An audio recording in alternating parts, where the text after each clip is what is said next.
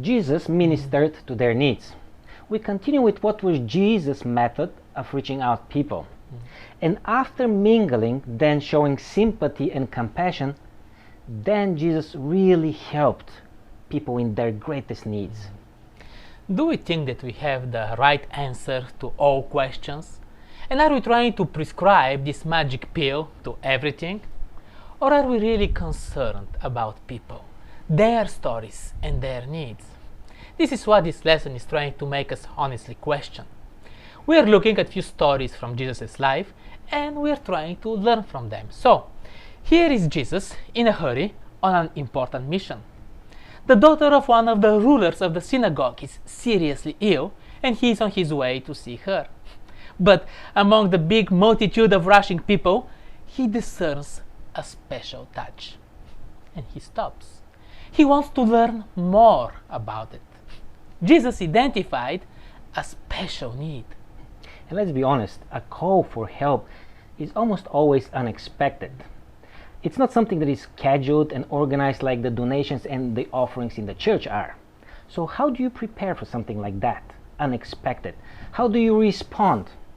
Definitely, we have to make new choices and we have to prioritize. Everything else stops at this moment and new plans are made.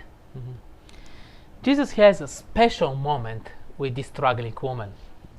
She got healed and it was very powerful, but Jairus' daughter died. Aren't we afraid exactly of this? That if we stop and put our heart into the details and the specific needs, that someone else is going to suffer? Jesus wasn't going to choose or pick or sacrifice anyone. For Jesus, it was important to listen to the personal need. Very often when helping others, we position ourselves above them, just because they found themselves in a vulnerable position at this moment. Somehow, we believe that we know better than they do, and we think that we can bring our own solution to their own need. And this could be very hurting and disrespectful. It is always better if together with the person in need, we find a way to formulate together what really the need is. And as the lesson suggests, why don't we start with the question, how can I help you? Jesus wasn't just spreading wisdom around. He talked to people and listened. What do you think? How can I help you? What do you want me to do for you? The blind Bartimaeus is a great example for that. It makes a difference when people feel a genuine concern. The need that most often we see and we adhere to is just the loud, vocalized cry that could be damaging something much deeper within. We might have just fed a hungry person, but we have also sent a message of hope and belief. Everything that happens in our material world around us affects also the spiritual. There is nothing more frustrating when you need help than to not find understanding. You need someone to get you, and then you need someone that can really help you. Someone that can see through the pain and maybe your anger and make a difference.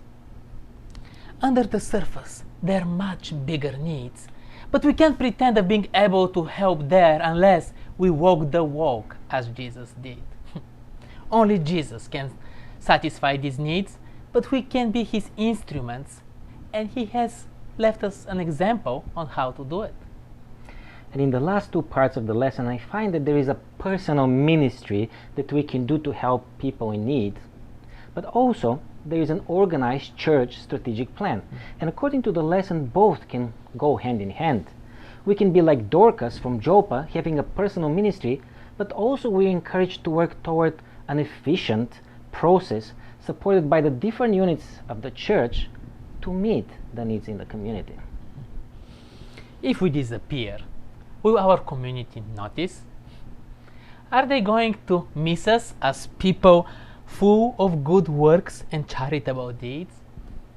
Can they say, see how these Seventh-day Adventists love and care for one another? we need to do something. And as the lesson suggests, it could be in our immediate community, it could be with nearby neighborhoods, or it could be targeted to a certain population and not tied to a geographic location.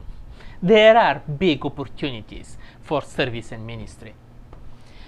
At the end, we are invited to become a church at work by listening to God's voice, by listening to the needs of the community, and by listening to the church, by getting input from the congregation. Who will pick up the lead? And in summary, this lesson was a step ahead in action for reaching out other people as Jesus did.